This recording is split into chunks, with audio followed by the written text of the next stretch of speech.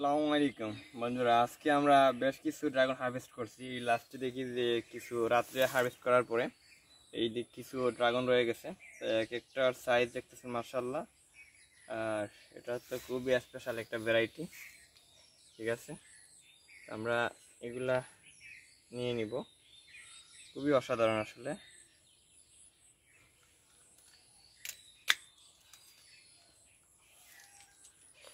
আমরা 3-4 জন আছি, একটা খেয়ে নিব আজকে। এই রাখলাম, আমরা একটা তো খাইতে হয় যেহেতু এই প্রথম হারভেস্ট করতেছি বাগানে। আর আমাদের আগে হারভেস্ট করে নিছে আমাদের পাখিগুলা, চূড়ান্ত লেভেলের ক্ষতি করতেছে পাখিগুলা, যা বলে বোঝাতে পারবো না। আগে একটু খেয়ে দেখি কেমন হয়। এই সিজনের প্রথম 2024 সালে প্রথম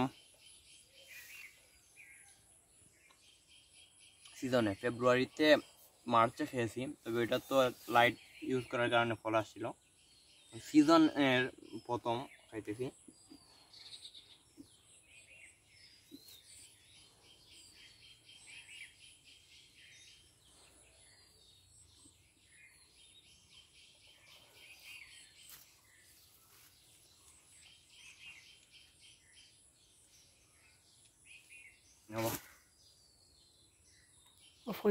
খা গে বাদেও পড়বে।